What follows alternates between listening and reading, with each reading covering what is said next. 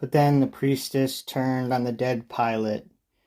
Where was it, Palinurus, that you learned such dread desire? For how can you, unburied, look at the waves of Styx upon the fury stern river, and approach its shore unasked? Leave any hope that prayer can turn aside the gods' decrees, but keep in memory these words as comfort in your cruel trial. For all around the neighboring cities will be goaded by the plague, a sign from heaven to make peace with your bones. And they will build a tomb and send their solemn sacrifices. The place will always be named Palinurus. These words have set his cares to rest. His sorrow is exiled for a while from his sad heart. The land that bears his name has made him glad. The journey they began can now continue.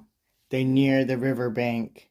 Even the boatmen, while floating on the Styx, had seen them coming across the silent grove and toward the shore. He does not wait for greeting, but attacks, insulting with these words: "Enough! Stop there! Whoever you may be who make your way, so armed, down to our waters, tell me now why you have come.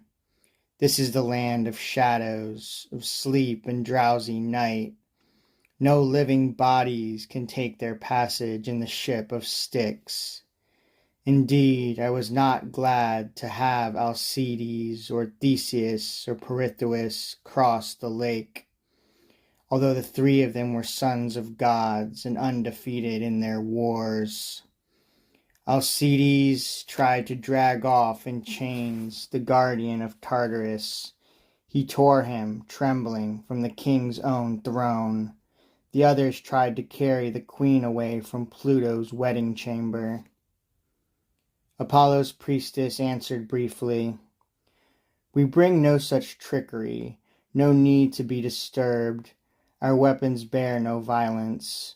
For us, the mighty watchman can bark on forever in his cavern, frightening the bloodless shades.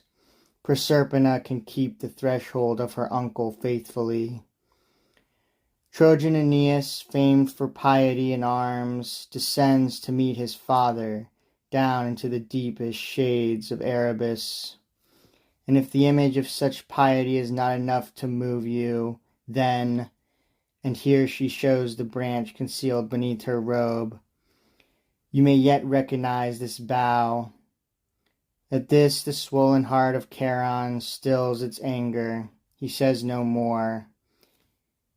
He wonders at the sacred gift of the destined wand, so long unseen, and turns his blue-black keel toward shore. He clears the other spirits from the gangways and long benches, and meanwhile admits the massive Aeneas to the boat, the vessel's seams groaning beneath the weight as they let in marsh water through the chinks.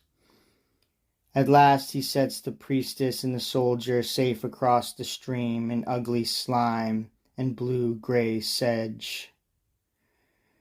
These regions echo with the triple-throated bark of the giant Cerberus, who crouches, enormous, in a cavern facing them. The Sibyl, seeing that his neck is bristling with snakes, throws him a honeyed cake of wheat with drugs that bring on sleep.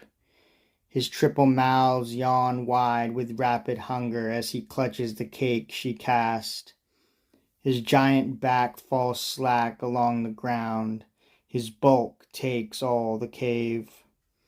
When the beast is buried under sleep, Aeneas gains the entrance swiftly, leaves the riverbank from which no one returns. Here voices in loud lamentations echo, the souls of infants weeping at the very first threshold, torn away by the black day, deprived of their sweet life, ripped from the breast, plunged into bitter death. And next to them are those condemned to die upon false charges. These places have not been assigned, indeed, without a lot, without a judge. For here Minos is magistrate. He shakes the urn and calls on the assembly of the silent to learn the lives of men and their misdeeds. The land that lies beyond belongs to those who, although innocent, took death by their own hands. Hating the light, they threw away their lives, but now they long for the upper air, and even to bear want and trials there. But fate refuses them. The melancholy marshland, its ugly waters, hem them in, the prisoners of Styx and its 9 circles. Nearby, spread out on every side, there lie the fields of mourning, this their given name. And here, concealed by secret paths, are those whom bitter love consumed with brutal waste. A myrtle grove encloses them, their pains remain with them in death. Aeneas sees Phaedra and Procris and sad Eriphyle, who pointed to the wounds inflicted by her savage son. He sees Pasiphae, and then Evadne, and Laodamia and Ceneus, once a youth and now a woman, changed back again by fate to her first shape.